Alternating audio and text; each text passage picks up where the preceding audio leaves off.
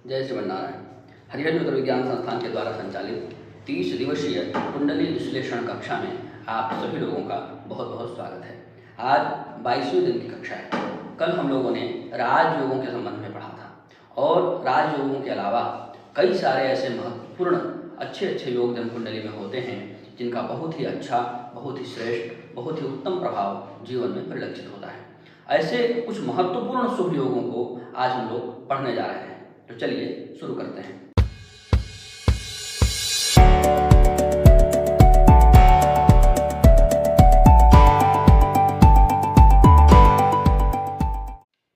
राजयोगों के अतिरिक्त कुछ और भी महत्वपूर्ण योग ज्योतिष शास्त्र में कहे गए हैं।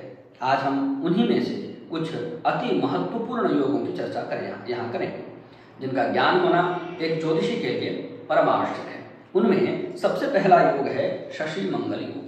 शशि मंगल योग का मतलब जब चंद्रमा और मंगल एक साथ हो। शशि मतलब चंद्रमा। उदाहरण के लिए इस कुंडली में यदि ऐसा होता, इस कुंडली में यदि ऐसा होता कि चंद्रमा और मंगल एक साथ होते तो शशि मंगल योग बन जाता। यह जो योग है वो धन योग के नाम से प्रसिद्ध है। और यदि शशि मंगल योग में किसी व्यक्ति का जन्म होता है तो वह व्यक्ति धनी और समृद्ध होता है। नाम से ही पता चल रहा है, जब धन योग है तो उसका फल क्या होगा? धन और समृद्धि। हालांकि इसके शुभ फलों की उपेक्षा नहीं की जा सकती। इसके कुछ अशुभ फल भी, इसके अशुभ फलों की भी उपेक्षा नहीं की जा सकती। इसमें कुछ अशुभ फल भी होते हैं क्योंकि चंद्रमा पापा ग्रह के साथ आ गया। चंद्रमा पापा ग्रह के साथ आएगा तो कुछ अशुभ फल भी होंगे। इन सब बातों पर हमें विचार कर लेना चाहिए। और सेम योगों में सेम फल सभी लोगों को नहीं मिलता है क्योंकि सेम प्लानेटरी पोजीशन सबकी नहीं होती। तो जो योग बन रहा है, योग बनाने वाले जो ग्रह हैं वो एक ही राशि में, एक ही भाव में हो तो सबसे श्रेष्ठ फल मिलेगा। इसके बाद वो अच्छी राशियों में हो, दोनों ग्रह मित्र की राशि में अथवा अपनी राशि स्वराशि इत्यादि में हो, उच्च राशि इत्यादि में हो, तो दोनों एक साथ स्वराशि उच्च राशि में तो नहीं हो सकते, पर दोनों कदाचित एक साथ मित्र राशि में हो सकते हैं। वो सब देखना चाहिए। नवांश कुंडली में दोनों बलवान हो, षडबल में दोनों बलवान हो, भाव बल उनको मिल रहा है कि नहीं मिल रहा है, इस प्रकार से हम ठीक से देखेंगे और उससे फलों में वेरिएशन उत्पन्न होता है। उससे हम ठीक प्रकार से वेरिएशन कर पाएंगे कि इस व्यक्ति को किस प्रकार का फल कितना प्राप्त होगा, दूसरे जातक में जो योग बन रहा है वहाँ किस प्रकार से और कितना फल प्राप्त होगा। अब हम लोग आते हैं, अगला योग है लग्नाधि योग। इसके संबंध में कल भी थोड़ी सी चर्चा किया था। तो लग्न से यदि 6, 7 और 8 इन 3 घरों में केवल शुभ ग्रह हो और वहाँ कोई भी पापक ग्रह ना हो, इन 3 घरों में किसी भी पापक ग्रह की दृष्टि भी ना हो, साथ में चौथे घर में भी कोई पापक ग्रह ना हो, तब जाकर के लग्नाधि योग बनता है। लग्नाधि योग में चौथा घर भी बहुत महत्वपूर्ण भूमिका निभाता है। ऐसा नहीं है कि केवल इन तीनों में शुभ ग्रह देखे और लग्नाधि योग बता दिए। इन तीनों में शुभ ग्रह भी होना चाहिए, कोई पापक ग्रह नहीं होना चाहिए, किसी पापक ग्रह की दृष्टि नहीं होनी चाहिए और चौथे भाव में भी कोई पापक ग्रह नहीं होना चाहिए, तब जाकर के लग्नाधि योग होता है। लग्नाधि योग में उत्पन्न जातक कोई विशेष ग्रंथकार होगा, बहुत विद्वान होगा, नम्र होगा, निष्कपट होगा, महात्मा होगा और संसार में यश प्राप्त करता है, धन और गुण भी प्राप्त करता है और इन सभी चीज़ों से वह प्रसिद्ध होता है। अब हम लोग आते हैं चंद्राधि योग में। चंद्राधि योग का परीक्षण हम लोग चंद्र कुंडली से करेंगे, यानी वहाँ चंद्रमा जहाँ बैठा होगा उसको फर्स्ट हाउस मानेंगे, उसको प्रथम घर मानेंगे, उसी को लग्न मान करके चलेंगे। तो यहाँ भी नियम वही है 6, 7, 8 वाला। तो चंद्रमा यहाँ है 1, 2, 3, 4, 5, 6, 7, 8, 6, 7, 8 ये 3 घर जो है यहाँ महत्वपूर्ण है। इस कुंडली में यदि हमको चंद्राधि योग देखना है तो हमको इन तीनों घरों को देखना पड़ेगा। नियम क्या है कि छठे, 7वें और 8वें भाव में शुभ ग्रह हो, वही लग्नाधि योग वाला नियम है। वे शुभ ग्रह किसी पाप ग्रह के साथ न तो युति कर रहे हों और न ही पाप ग्रहों से दृष्ट हों, तब जाकर के चंद्राधि योग बनता है। यदि शुभ ग्रह बलि हों तो चंद्राधि योग में उत्पन्न जातक राजा होता है, मध्यम बलि हो तो मंत्री होता है और निम्न स्तर में बलि हो तो सेनानायक होता है। लग्नाधि योग और चंद्राधि योग में एक महत्वपूर्ण अंतर है और वह अंतर है चतुर्थ भाव का। लग्नाधि योग में चतुर्थ भाव में विशेष रूप से देखा जाता है कि वहाँ कोई पापक ग्रह ना हो। चंद्राधि योग में चतुर्थ भाव देखने की जरूरत नहीं है, वहाँ केवल 6, 7, 8 इन 3 भावों को देखने की जरूरत है। यदि तीनों भावों में शुभ ग्रह हों और तीनों ही शुभ ग्रह बहुत अच्छे और बलवान हों, चंद्रमा जो है बलवान हो तो निश्चित रूप से ऐसा व्यक्ति राजा होगा, कम बलवान होंगे तो मंत्री होगा और कम बलवान होंगे तो सेनापति होगा। उसके हिसाब से फल में वेरिएशन समझना चाहिए। अब आते हैं अमला योग। इस अमला योग को अमल कीर्ति योग भी कहा जाता है। इसको दशम भाव से देखा जाता है, और दशम भाव चंद्रमा से भी दशम भाव हो सकता है, लग्न से भी दशम भाव हो सकता है। दोनों ही कुंडलियों में इसका हम लोग परीक्षण करेंगे। जन्म लग्न से दशम में अथवा चंद्रमा से दशम में केवल शुभ ग्रह स्थित हो, कोई साथ में पापा ग्रह ना हो, पापा ग्रह की दृष्टि ना हो। इस बात को बार बार रिपीट करने की आवश्यकता नहीं है, इसको दिमाग में बैठा दीजिए। कोई भी योग जब हम पढ़ रहे हैं, बता रहे हैं, तो ये समझ लीजिए कि उसमें कोई डिस्टर्बेंस नहीं होना चाहिए। वो उसको कहते हैं निर्बाध योग बनना। निर्बाध योग बनता है तभी फल प्राप्त होता है। बाध मतलब बाधा, बाधा रहित योग यदि बना तभी वह योग फलीभूत होगा। बाधा सहित बनेगा तो भंग हो गया, उसमें विघ्न आ गया, तो वो फल फिर प्राप्त नहीं होगा। सूर्य की रोशनी तो बाहर खिली हुई है, सामने दीवार लगा हुआ, हम तक पहुंच ही नहीं रहा है, तो दीवार बाधक है सूर्य की रोशनी को हम तक पहुंचने में। इस प्रकार से योगों में भी होता है। योगों में किसी प्रकार की कोई बाधा नहीं होनी चाहिए, तभी वह फलीभूत हो पाता है। तो अमला योग के संबंध में पढ़ रहे थे कि चंद्रमा से दशम भाव में या लग्न से दशम भाव में केवल शुभ ग्रह हो, तब जाकर के अमला योग होता है। इसको अमल कीर्ति योग भी कहते हैं। दशम भाव प्रसिद्धि का होता है। तो यदि अमला योग में या अमल कीर्ति योग में किसी का व्यक्ति जन्म होता है, तो अमल का अर्थ होता है निर्मल, और मल जहाँ पर मल नहीं है, जो निर्मल है, मल रहित है, उसको अमल कहते हैं। ऐसी व्यक्ति की कीर्ति भी निर्मल होती है, उसके जीवन में कोई दाग नहीं लगता है, बहुत सम्मानित अपना जीवन वह जो है बिताता है, उसकी अतुल्य कीर्ति होती है। वह राजाओं से पूज्य होता है, महान भोगी होता है, दाता होता है और बंधुओं का प्रिय होता है। अब बात करते हैं काहल योग पर।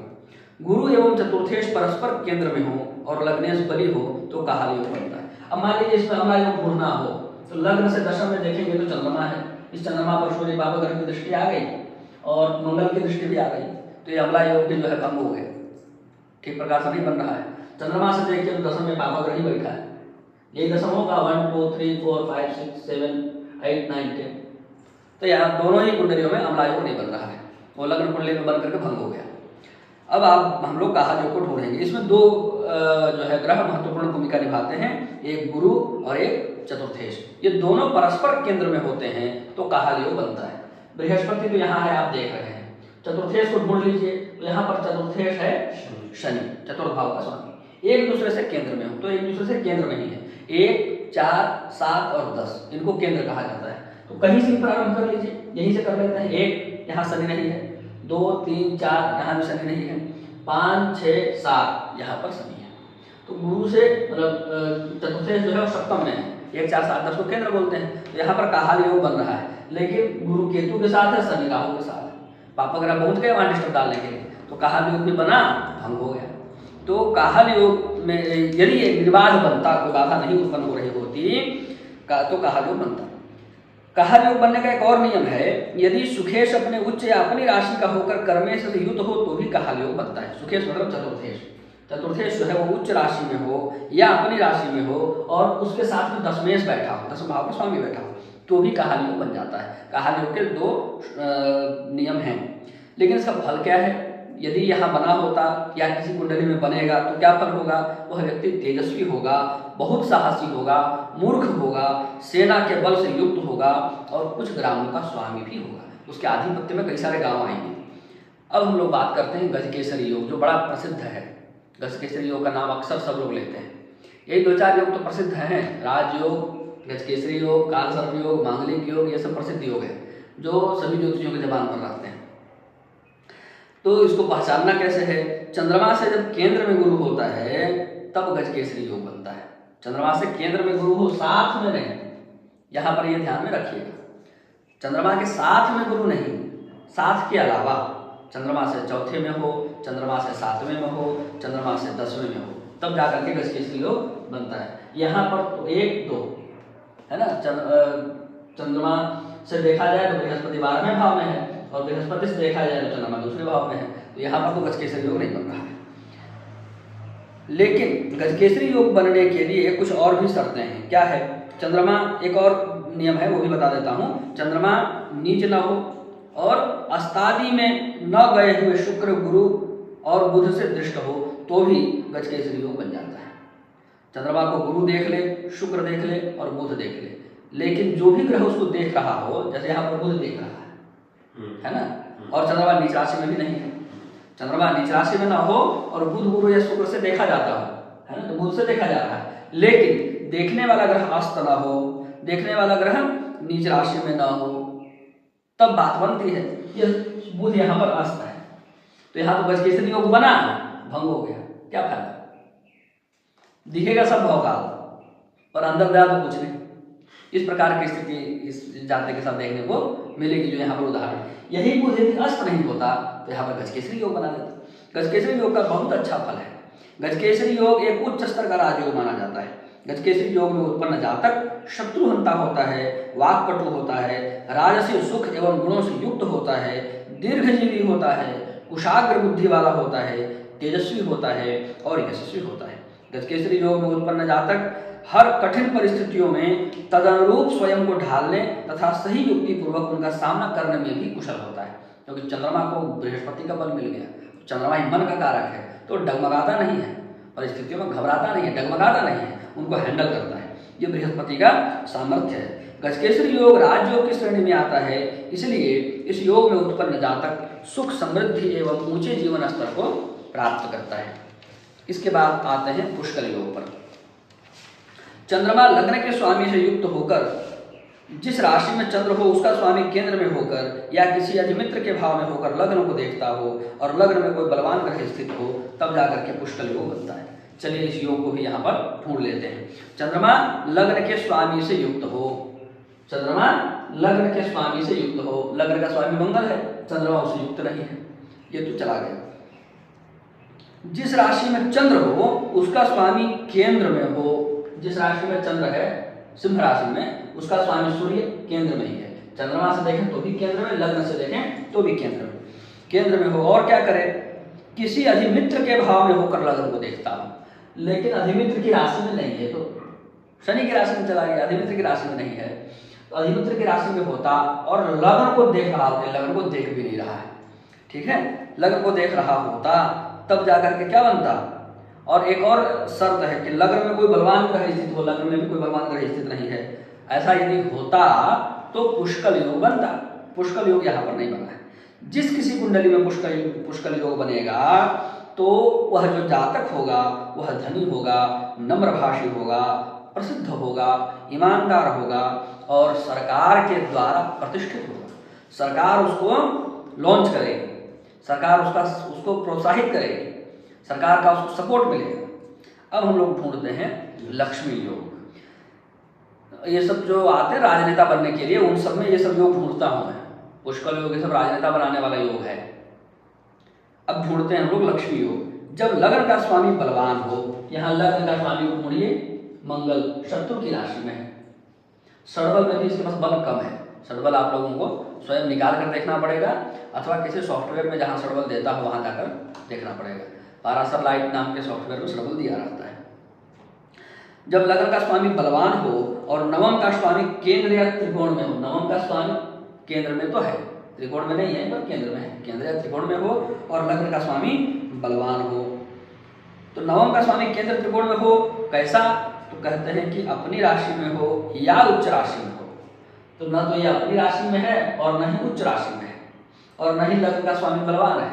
इस प्रकार से लक्ष्मी योग इसमें नहीं बन रहा है। यदि ऐसा हुआ होता तो लक्ष्मी योग बनता, और लक्ष्मी योग यदि बन जाता है तो व्यक्ति सज्जन होता है, धनी होता है, विद्वान होता है, सुंदर होता है, प्रसिद्ध होता है, ईमानदार होता है और सभी प्रकार का सुख वो प्राप्त करता है। अब हम लोग आगे पढ़ रहे हैं कलानिधि योग। दूसरे या पांचवें भाव में बृहस्पति हो, द्वितीय भाव में बृहस्पति नहीं है, पंचम भाव में भी बृहस्पति नहीं है, दूसरे और पांचवें भाव में बृहस्पति हो, बुध शुक्र से युत या दृष्ट हो। बुध न तो शुक्र से युत है, मतलब न तो साथ में है, और न ही शुक्र के द्वारा बुध देखा जा रहा है। बुध शुक्र से युत या दृष्ट हो, ये भी शर्त यहाँ पर पूरी नहीं हो रही है।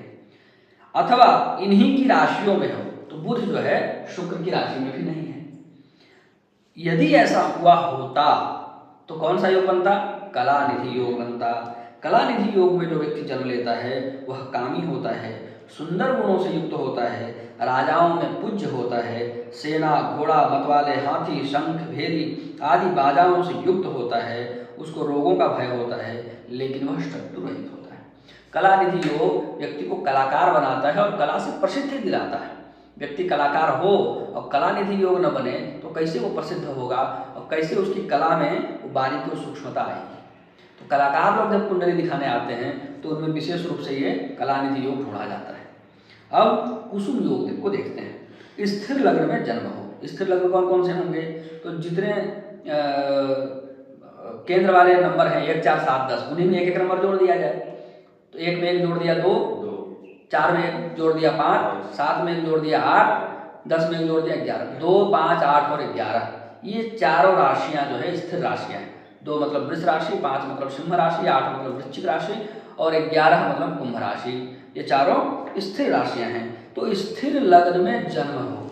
यहाँ पर लग्न देखिए वृश्चिक लग्न है, वृश्चिक लग्न स्थिर लग्न है, तो यहाँ स्थिर लग्न में जन्म है। ये शर्त तो पूरी हो गई। और भी कोई शर्त है क्या? और भी शर्त है। शुक्र केंद्र में हो। शुक्र केंद्र में नहीं है, यह शर्त पूरी नहीं हुई। और भी कोई शर्त है क्या? चंद्रमा 5वें भाव में हो। चंद्रमा 5वें भाव में नहीं है। 10वें स्थान में शनि हो, 10वें स्थान में शनि नहीं है। यदि ऐसा होता तो कुसुम योग बन गया होता। यहाँ पर कुंडली में कुसुम योग नहीं बन रहा है।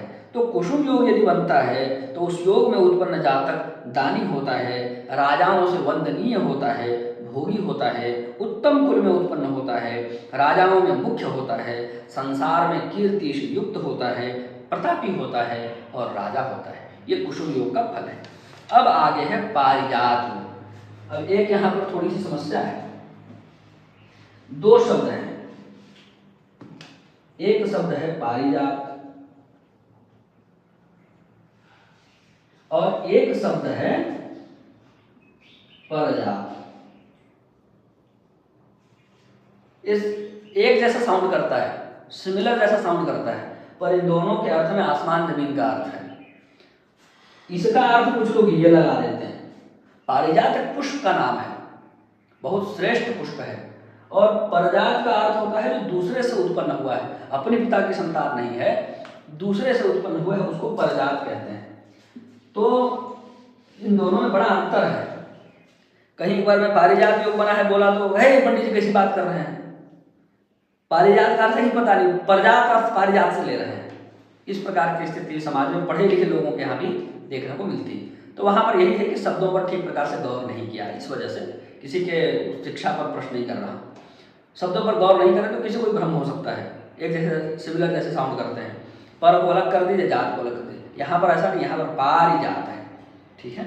तो पारिजात योग, हरश्रृंगार को भी पारिजात कहते हैं। हरश्रृंगार का जो पुष्प है उसको भी पारिजात कहते हैं। कुछ लोग ऐसी मान्यता है बतलाते हैं कि वह पुष्प स्वर्ग से आया हुआ है। इस प्रकार से कई सारी बातें मिलती हैं।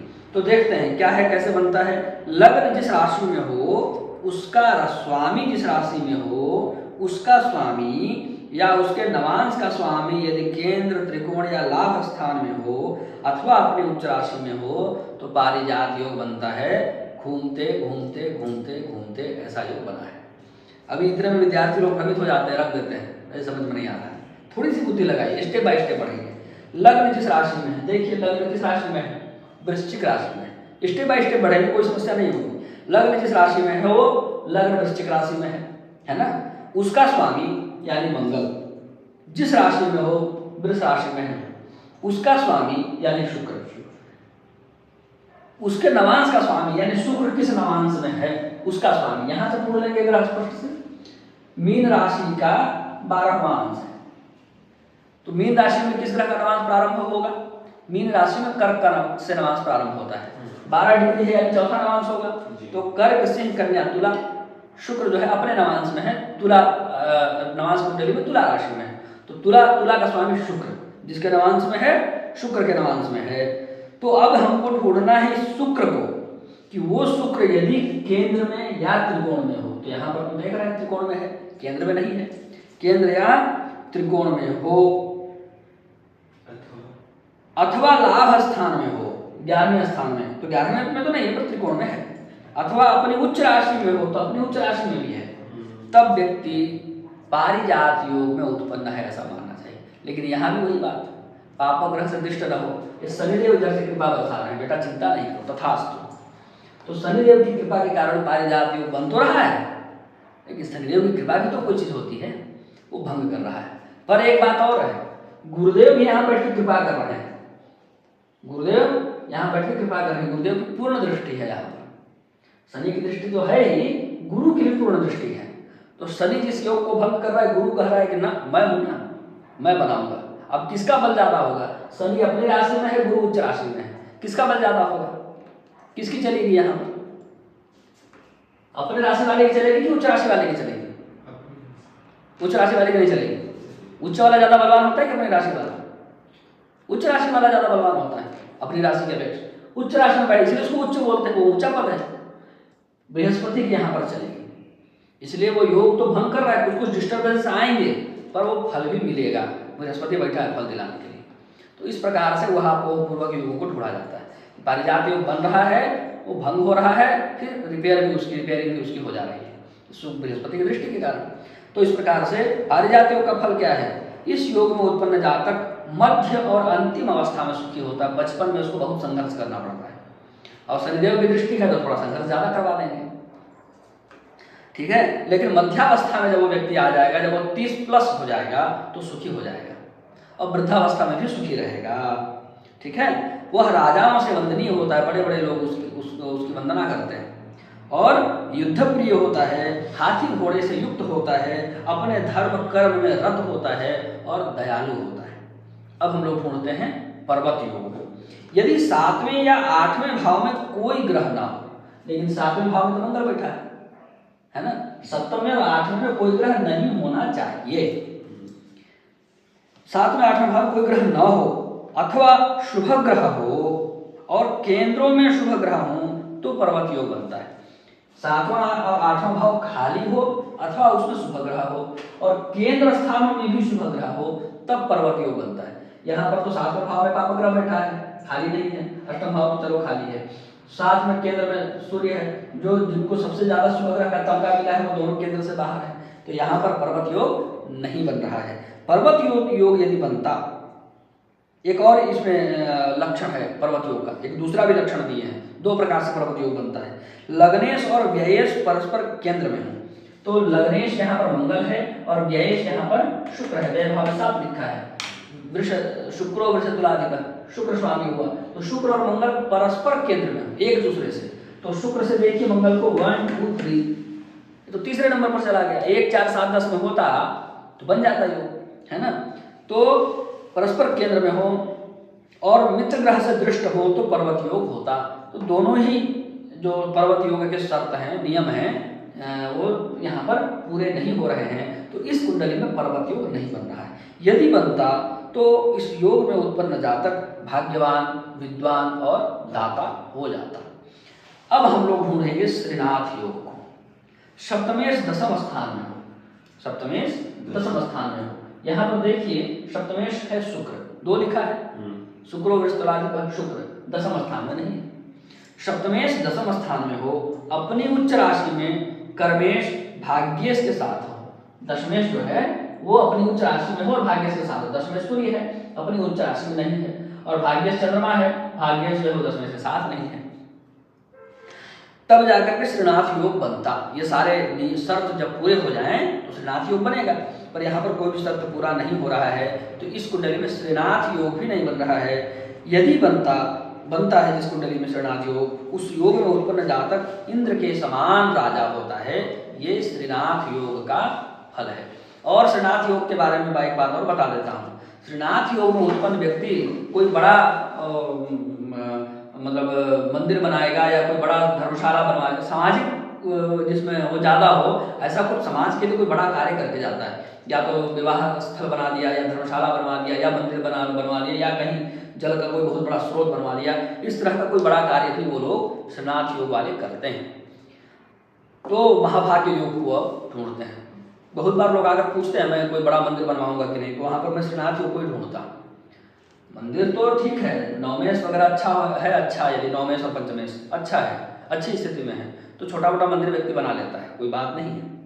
लेकिन श्रीनाथ योग बनेगा तो बढ़िया व्यवस्था वाला बनाएगा। उसके जाने के बाद भी वहाँ के पुजारी को, आसपास पूजन करने वाले लोगों को, जनता को किसी प्रकार की कोई परेशानी नहीं बनेगी और उसके मंदिर के प्रति लोगों की आस्था बढ़ती ही जाएगी। इस प्रकार का कुछ बड़ा कार्य वो करता है। अब महाभाग्य योग को ढूंढते हैं। इस नाम से ही पता चल रहा है महान भाग्य जिसका, इस योग में उत्पन्न जातक अत्यंत भाग्यवान होता है।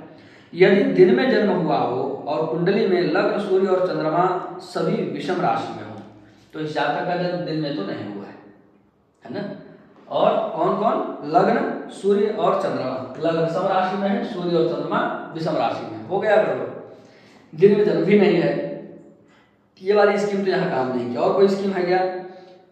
और भी स्कीम है। रात्रि में जन्म हो और लग्न, चंद्र और सूर्य सम राशि में हो। रात्रि का तो जन्म है लेकिन चंद्र, सूर्य और लग्न सम राशि में है ही नहीं, तो इसमें भी महाभाग्य योग नहीं बन रहा है।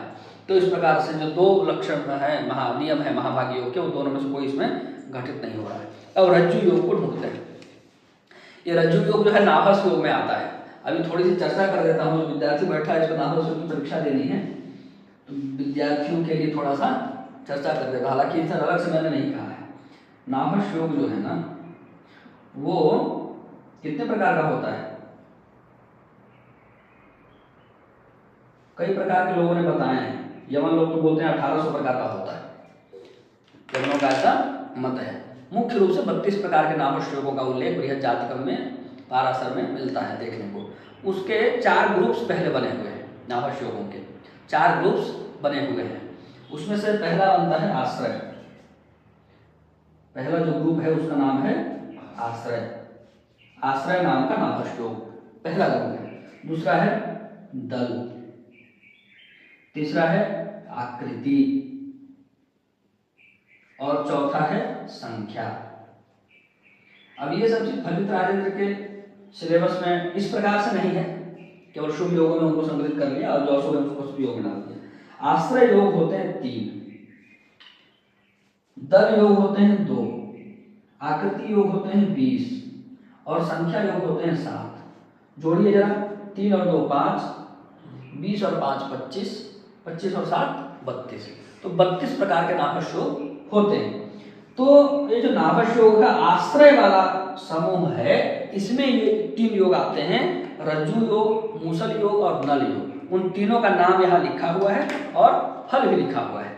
सारे के सारे ग्रह यदि चर राशि में हो जाए, बहुत सरल नियम है इसका, सारे के सारे ग्रह चर राशि में हो जाए, तो चर राशि 4 है, 1 4 7 10, मेष, कर्क, तुला, मकर, ये चारों जो है चर राशियां हैं। सारे ग्रह चर राशियों में हो तो रज्जु योग होता है। रज्जु का अर्थ होता है रस्सी।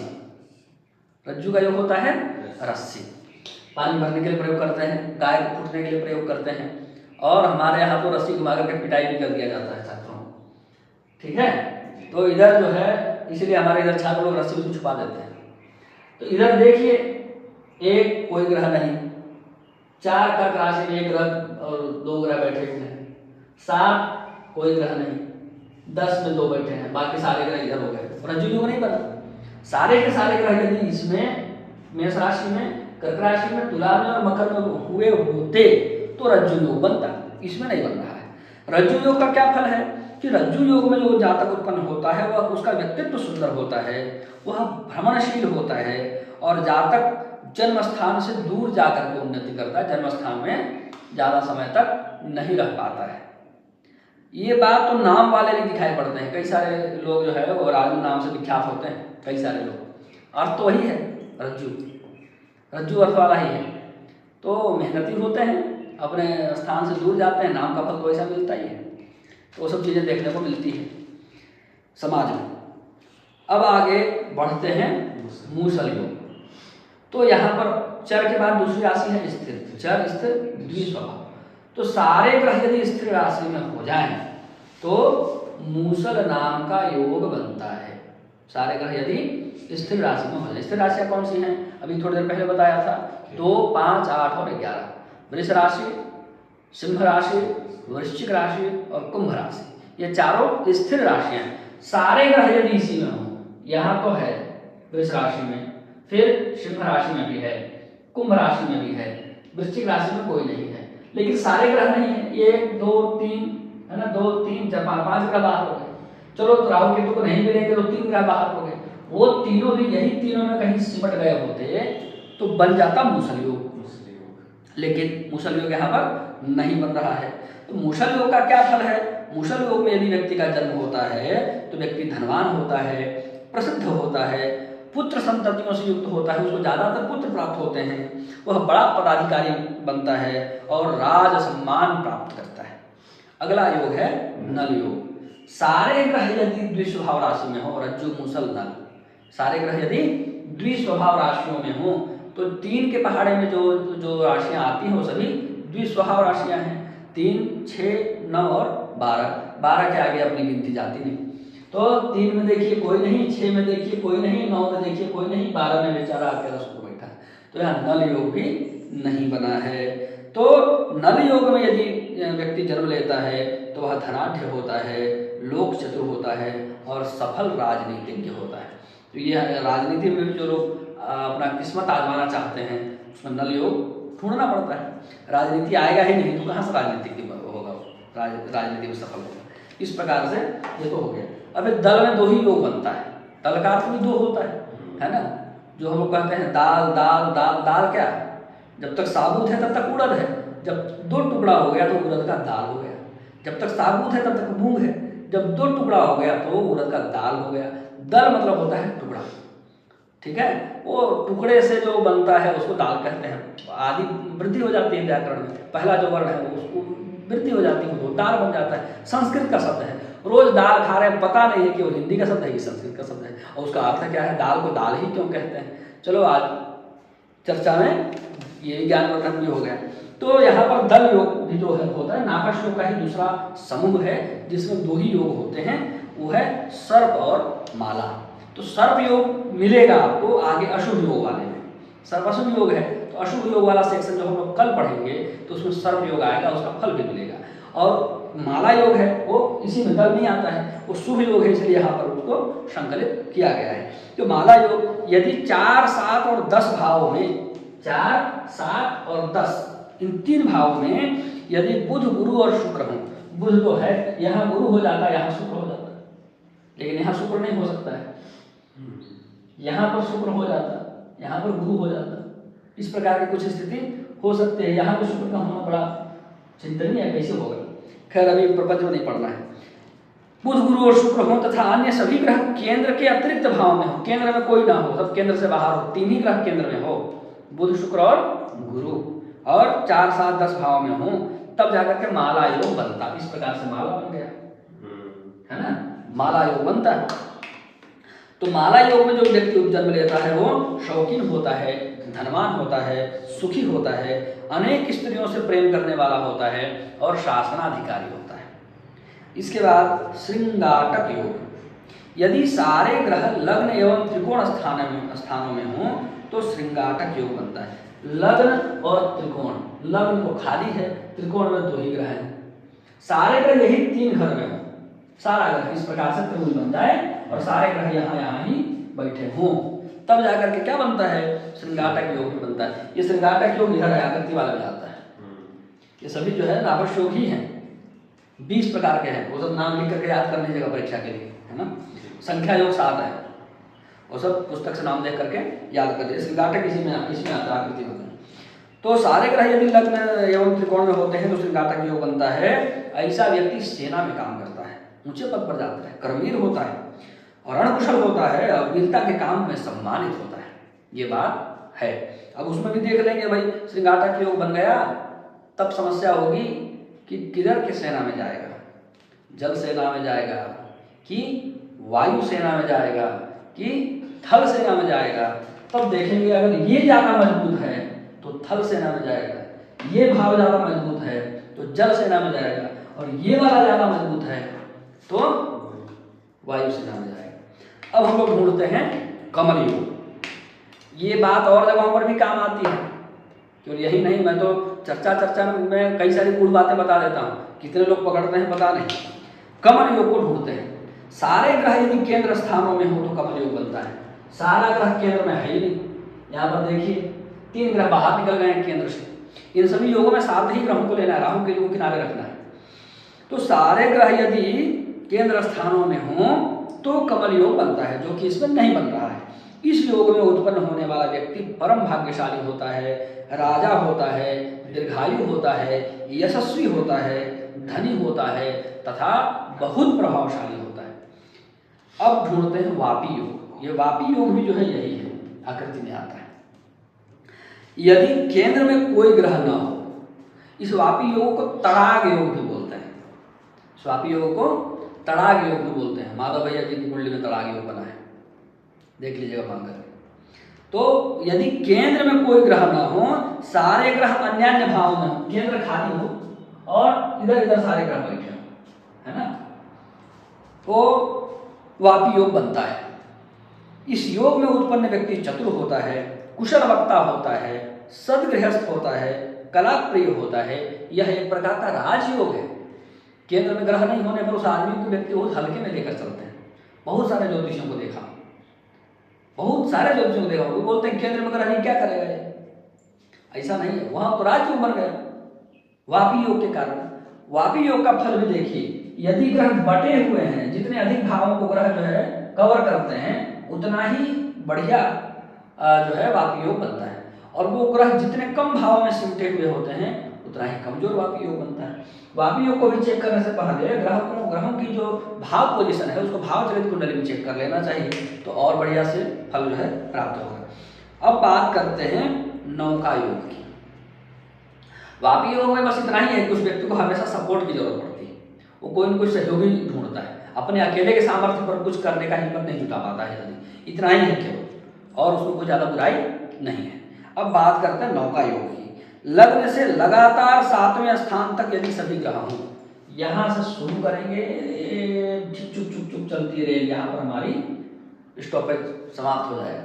इतने में ही सारे ग्रह हो जाएं, तब बनेगा वापी योग, नौका योग। लग्न से लगातार 7वें स्थान तक सभी ग्रह हों तो नौका योग होगा। ऐसा व्यक्ति, नौका वाला क्या करता है? समुद्र यात्रा करेगा, नौ सैनिक बनेगा, गोताखोर बनेगा, धनवान होगा लेकिन कंजूस होगा। ठीक है, नौका में कौन खर्च करता है? कौन? आप नौका में यात्रा कर रहे हैं तो बाहर आपको जो है बड़े बड़े जैसे प्लेटफॉर्म में ट्रेन रुकी और आ जाते हैं चाय वाले, समोसा वाले, पकौड़ी वाले, वैसा कौन उधर आता है? पैसा रखा रहता है, वो खर्च नहीं कर सकते। ऐसे नौका वाला भी कंजूस होता है। छत्र योग इसी का उल्टा, ये सब वही हैं आकृति योग वाले, नौका छत्र सब, छत्रकूट, चाप, नौका, सिंगाटक, ये सभी इसी के हैं। गदा योग भी इसी में है, गदा, सकट, वेग, सिंगाटक, ऐसे ये चारों योग आते हैं। वैसे वो सब नाम याद किया था, अभी भी याद करूंगा तो लिख सकता हूँ, मुझे याद है सारे। तो किधर गए? छत्र योग में उल्टा हो गया, यहां से स्टार्ट करके यहां तक मैं सारे ग्रह हूं इधर, है ना। तब क्या होगा? तो छत्र योग बनेगा। छत्र योग में जन्म लेने वाला व्यक्ति लोकप्रिय होता है, उच्च पदों पर बैठा होता है, ईमानदार होता है और बड़े परिवार वाला होता है। एक बात और मैंने बताया था पिछली कक्षा में कि यदि इधर का मतलब होता है अदृश्य चक्रार्थ की तरफ ज्यादा ग्रह हो तो जीवन के पूर्वार्ध में, यानी 30 वर्ष के अंदर, 35 वर्ष के अंदर, 40 वर्ष के अंदर वो व्यक्ति ज्यादा सुखी, संपन्न, समृद्ध और विकसित होता है। यदि इधर ज्यादा ग्रह हो तो जीवन के उत्तरार्ध में 30 के बाद, 35 के बाद, 40 के बाद वह ज्यादा सफल और ज्यादा प्रसिद्ध, ज्यादा समृद्ध होता है। इस बात को भी ध्यान में रखना चाहिए। अब हम लोग ढूंढते हैं चक्र योग। यदि लग्न से वैकल्पिक स्थानों पर एक एक घर को छोड़ते हुए, यहां होगा इधर नहीं होगा, इधर होगा इधर नहीं होगा, ठीक है जी, इधर होगा इधर नहीं होगा, इधर होगा इधर नहीं होगा, यहां कोई ग्रह हो यहां ना हो, यहां हो यहां ना हो, ऐसा एक एक घर छोड़ करके वैकल्पिक स्थानों में यदि सारे ग्रह बैठे हों तो चक्र योग होता है। चक्र बनता कैसे? वैसे ही बनाते हैं ना, देखिए खाली है ये, ठीक है। तो यहाँ पर ग्रह हो इधर ना हो, ये खाली रह जाएगा। यहाँ पर ग्रह होगा ये खाली होगा, ये यहाँ ग्रह होगा ये घर खाली होगा, यहाँ पर ग्रह होगा ये घर खाली होगा, यहाँ ग्रह होगा ये घर खाली होगा, यहाँ ग्रह होगा ये घर खाली होगा। इस प्रकार से यदि बनता हो तो चक्र योग बनेगा। चक्र का काम क्या है? घूमना, तो व्यक्ति भी घूमेगा, पहला फल तो वही है। और प्रखर राजनीतिज्ञ होगा। किसको काटना है ना? राष्ट्रपति या राज्यपाल या बहुत प्रभु सत्ता अपने क्षेत्र में जो होगा वैसा बनेगा। तो बड़ा पद उस ऐसे व्यक्ति को मिलता है, चाहे वो कैसा भी घर में जन्म ले। चक्र योग बन गया तो समझ जाना चाहिए ये तो लंबी रेस का घोड़ा है, ऊंची जगह पर पहुंचेगा। अब ढूंढते हैं केदार योग। ये केदार योग जो है इसमें आता है संख्या योगों में। 4 राशियों में सभी ग्रह होने से केदार योग होता है। किस भाव में है उससे कोई मतलब नहीं, किस राशि में कोई मतलब नहीं, कहाँ क्या कोई मतलब नहीं, सीधा गिन लेना है कि भैया कितने में है टोटल। जैसे इसमें गिनते हैं टोटल ग्रह कितने राशियों को ग्रहण कर रहे हैं, तो 1 2 3 4 5 6 राशियों में सारे ग्रह हैं। यहाँ पर पता चल गया। 4 नहीं होते तो केदार योग बनता है। केदार योग में जन्म लेना बड़ा अच्छा होता है, बहुत शुभ योग है। जिस जातक की कुंडली में यह योग होता है वह खेती करने में निपुण होता है, उसको खेती बाड़ी बड़ा प्रिय लगता है, अच्छा होता है, वह बलवान होता है, बहुत सारे मनुष्यों का वह पालन करता है, आलस्य से रहित होता है, धनवान होता है, श्रेष्ठ होता है, भाग्यशाली होता है, सत्यवादी होता है और बंधुओं का उपकार करने वाला होता है। ठीक है। इसके बाद आते हैं दाम योग। इसको लोग दामिनी योग भी बोलते हैं, दाम योग को दामिनी योग भी बोलते हैं। 6 राशियों में सारे ग्रह हों, यहाँ पर बोलिए वही है संबोधन। 1 2 3 4 5 6 टोटल 6 राशियों को ग्रहों ने इंगेज किया हुआ है। तो 6 राशियों में यदि सारे ग्रह हो जाएं तो दाम योग बनता है।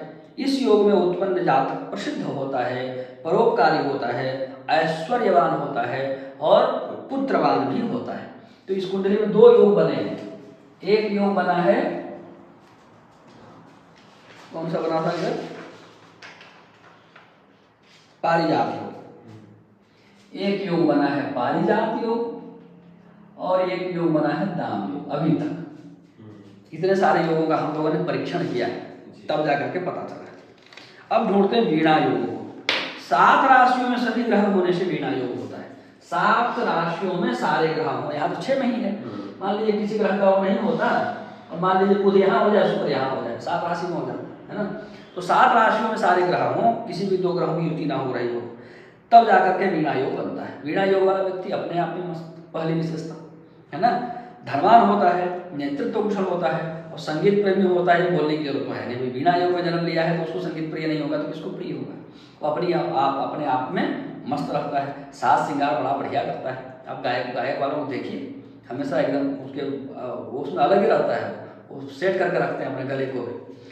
अब अगला योग है बुधादित्य योग। इसका नाम पहले भी कई बार ले चुका हूँ। सूर्य और बुध एक साथ यदि बैठे हों और बुध कम से कम 7 डिग्री से दूर हो सूर्य से, तब जाकर के बुधादित्य योग बनता है, ऐसा मान करके चलना चाहिए। अब यहाँ पर है सूर्य 14 डिग्री में और बुध है 12 डिग्री में। 14 डिग्री में 12 डिग्री घटा दें, कितना डिग्री मिला? 2 डिग्री। बुध परम अस्त है कि नहीं? तो यहाँ पर बुधादित्य योग बन तो रहा है और वो ज़्यादा मजा दे नहीं पाएगा। बुध हो गया बेचारा, वैसे मजा देगा। तो जन्म कुंडली के किसी भी भाव में सूर्य और बुध एक साथ हों तो बुधादित्य योग बनता है। बुधादित्य योग की गिनती राजयोग में होती है। बुधादित्य योग में जन्मा जातक भाग्यशाली होता है, राजसी जीवन प्राप्त करता है। बुधादित्य योग वाले जातक बुद्धिमान होते हैं, दूरदर्शी होते हैं, चतुर होते हैं। वह प्रत्येक समस्या का समाधान अपने मस्तिष्क से निकालते हैं, साथ ही वह बोलने में भी वाचाल एवं निपुण होते हैं। अब बुध जो है वो वाणी का कारक है तो बोलने में वाचाल तो होगा। सूर्य जो है राजा है ग्रहों में तो निर्णय लेने की क्षमता होगी, समस्याओं का समाधान वो खुद निकालेगा, अपनी बुद्धि से निकालेगा। ये सब बातें बुधादित्य योग में वाले जातक में देखने को मिलती हैं। इसके बाद last but not the least, पंच महापुरुष योग, जिसकी चर्चा न की जाए तो ये चर्चा ही अधूरा रह जाएगा, कभी पूरा नहीं होगा। ये सारी चर्चा एक तरफ, ये वाली चर्चा एक तरफ। पंच महापुरुष योग, इसमें 5 शब्द पहले लिखा हुआ है, पंच मतलब 5। इसमें योगों की संख्या 5 है। योग बनाने वाले ग्रह भी 5 हैं। वो कौन से हैं? वो है पंच तारा ग्रह, मंगल से लेकर के शनि तक। इसमें सूर्य चंद्रमा नहीं आते हैं। मंगल, बुध, गुरु, शुक्र और शनि, ये 5 ग्रह आते हैं। तो इसको मिटा देता हूं। इसमें 5 ग्रह आते हैं। मंगल आता है, मंगल के द्वारा बन सकता है। इसके बाद बुध के द्वारा बन सकता है। इसके बाद गुरु के द्वारा बन सकता है, इसके बाद शुक्र के द्वारा बन सकता है, इसके बाद शनि के द्वारा बन सकता है। मंगल के द्वारा जो योग बनता है महापुरुष योग, उसको कहते हैं रुचक योग, उसका नाम है रुचक। बुध के द्वारा जो महापुरुष योग बनता है उसका नाम है भद्र योग। गुरु के द्वारा जो महापुरुष योग बनता है उसका नाम है हंस योग। शुक्र के द्वारा जो महापुरुष योग बनता है उसका नाम है मालव्य योग। और शनि के द्वारा जो महापुरुष योग बनता है उसका नाम है शश योग। तो इस प्रकार से 5 महापुरुष योग बनते हैं। लक्षण क्या है? लक्षण है कि ये योग बनाने वाले ग्रह केंद्र में हो और अपनी राशि में हो अथवा उच्च राशि में हो, तभी बन सकता है। 2 शर्त है। पहला शर्त केंद्र में हो और दूसरा शर्त अपनी राशि या उच्च राशि में हो। तो देख लीजिए, मंगल केंद्र में तो है पर शत्रु की राशि में है, रुचक योग नहीं बना। बुध केंद्र में तो है पर मित्र की राशि में है, भद्र योग नहीं बना। गुरु उच्च में तो है पर केंद्र में नहीं है, हंस योग नहीं बना। शुक्र उच्च का तो है केंद्र में नहीं है, मालव्य योग नहीं बना। शनि अपनी राशि में तो है पर केंद्र में नहीं है, शश योग भी नहीं बना। तो इस प्रकार से इस कुंडली में इन 5 में से कोई सा भी महापुरुष योग नहीं बना है। महापुरुष योग में जन्म लेने वाला व्यक्ति महापुरुष ही होता है, ये जान करके चलिए। और उसके फलों को तो यहाँ पर मैंने लिखा ही है, बता भी दूंगा। तो ये सब बातें तो इसमें क्लियर कट हो गई। फलों को आप अच्छे से देख लीजिए कि वह जो है भाव चलित कुंडली भी जरूर देख लीजिए कि भाई भाव से विचलित नहीं होना चाहिए। पता चले कि दिख रहा है दशम में और खिसक गया इधर, ऐसा नहीं होना चाहिए। उसके बाद सबसे श्रेष्ठ वाला महापुरुष किस भाव में बनेगा? सबसे श्रेष्ठ है दशम भाव। दशम भाव वाला जो महापुरुष योग बनेगा वो सबसे टॉप लेवल का बनेगा, फिर लग्न का, फिर चतुर्थ का, फिर सप्तम का। इस प्रकार से घूमिए महापुरुष योग का सामर्थ्य समझने के लिए। महापुरुष योग वाले सभी जातक एक ही पद पर तो नहीं बैठेंगे, एक ही कुर्सी है ऊंचे पद पर, उसके बाद सब नीचे नीचे ही है। कौन ऊपर बैठेगा, कौन कहाँ बैठेगा, किसको किस प्रकार का पद मिलेगा, ऐसा वेरिएशन कैसे उत्पन्न करेंगे, ग्रहों के अनुसार उत्पन्न करेंगे। किस भाव में महापुरुष योग बन रहा है उसको देखेंगे। यहाँ वाला व्यक्ति, उसको कोई कुर्सी की जरूरत नहीं, वो अपनी कुर्सी खुद बनाएगा। ऐसा क्या तुम पद बनाओगे, हम पद जनरेट कर देंगे। इस प्रकार का सामर्थ्य, इस प्रकार का मिजाज रखते हैं दशम भाव के महापुरुष योग वाले व्यक्ति। तो 5 प्रकार का महापुरुष योग बना है। महापुरुष योग वाले व्यक्ति महापुरुष होते हैं, पहली बात तो ये ध्यान में रखिए। दूसरी बात ये ध्यान में रखिए कि वो लोग दीर्घायु होते हैं। तीसरी बात ये ध्यान में रखिए संपन्न होते हैं। वो नहीं भी कमाए तो दूसरे लोग कमा करके उनको देंगे, भाई जितना खर्च करना है करो, खर्च करने से सोचेंगे नहीं, राजा की तरह चलेंगे। ये सब हिसाब किताब तो सब में देखने को मिलता है। अब एक बार मैं इसको पूरा पढ़ देता हूँ। यदि मंगल अपनी राशि यानी मेष या वृश्चिक में हो अथवा उच्च राशि यानी मकर में हो और चंद्रमा या लग्न से केंद्र में हो तो रुचक योग बनता है। ऐसा बात बता चुका हूँ। योगों का परीक्षण चंद्र कुंडली से और लग्न कुंडली से, दोनों से किया जाता है। चंद्रमा से भी केंद्र पर ही है और अपनी राशि में होता तो अलग बात होती। अब हम लोग यदि बुध अपनी राशि मिथुन या कन्या में हो, है ना, और लग्न या चंद्र से केंद्र में हो तो भद्र योग बनता है। यदि बृहस्पति अपनी राशि धनु या मीन में हो या उच्च राशि कर्क में हो और चंद्रमा या लग्न से केंद्र में हो तो हंस योग बनता है। यदि शुक्र अपनी राशि वृष तुला या उच्च राशि मीन में होकर चंद्रमा या लग्न से केंद्र में हो तो मालव्य योग बनता है। यदि शनि अपनी राशि मकर या कुंभ या उच्च राशि तुला में होकर लग्न या चंद्र से केंद्र में हो तो शश नाम का महापुरुष योग बनता है। ये सब बातें सरलता से मैंने इसमें आपको समझा दिया है। फल क्या है? रुचक योग में यदि व्यक्ति जन्म हो तो उसका दीर्घ मुख होता है, चेहरा उसका बड़ा होता है और वह बहुत साहस से धन प्राप्त करता है।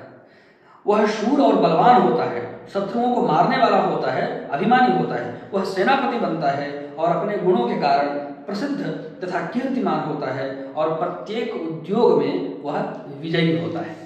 अगला देखते हैं भद्र योग। जो व्यक्ति भद्र योग में जन्म लेता है वह कुशाग्र बुद्धि वाला होता है, शुद्ध होता है, विद्वान जन उसकी प्रशंसा करते हैं और वह भाषण देने में चतुर, अत्यंत वैभवशाली और उच्चाधिकारी होता है।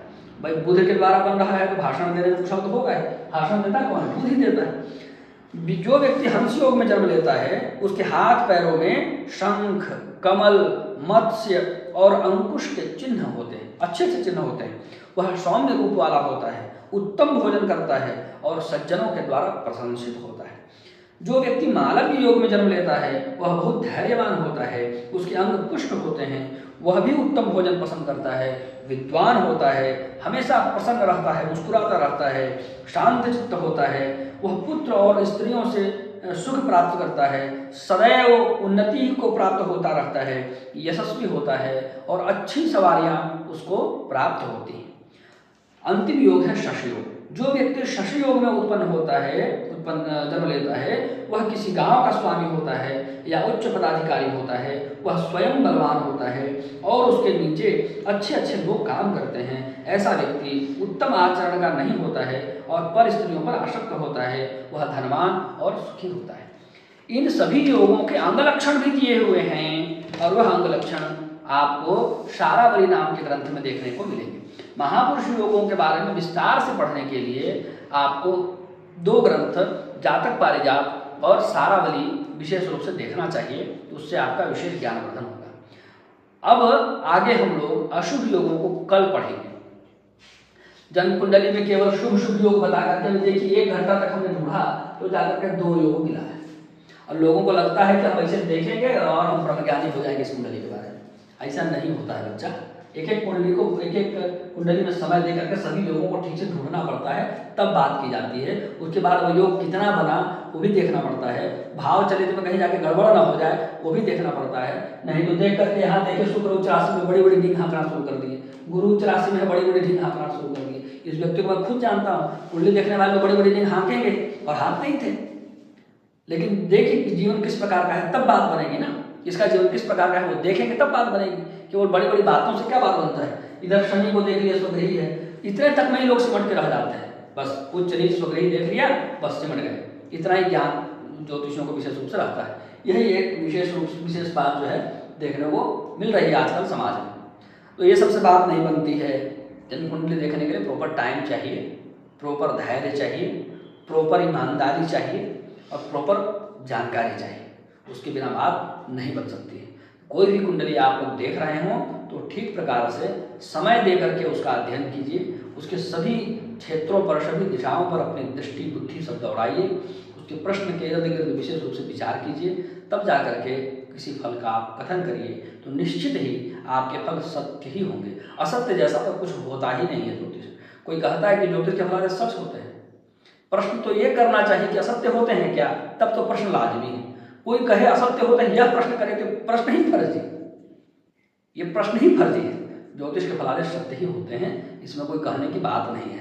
ये तो वैसा ही हो गया, गाय के दूध से घी बन सकता है क्या, ऐसे कोई पूछे तो उसको मूर्ख ही कहेंगे। अरे गाय के दूध से घी बनता है, मूर्ख व्यक्ति गाय के दूध से घी बनता है कि नहीं पूछने आते उसको क्या कहेंगे। तो ज्योतिष के सारे फलादेश सत्य ही होते हैं, बशर्ते उसको जो व्यक्ति ढूंढना जानता हो उसकी बात है। अब जो बनाना नहीं जानेगा वो तो नींबू डाल के दूध फाड़ दे, खराब कर दे, कहेगा कि नहीं इससे घी तो नहीं बनता है।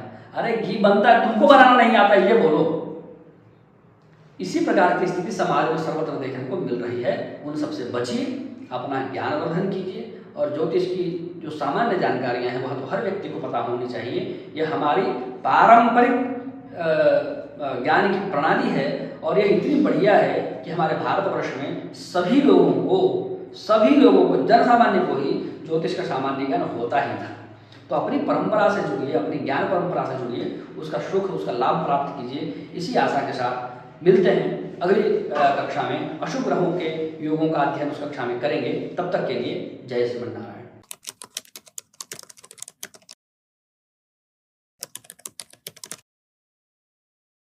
श्रीमते रामचंद्राय नमः।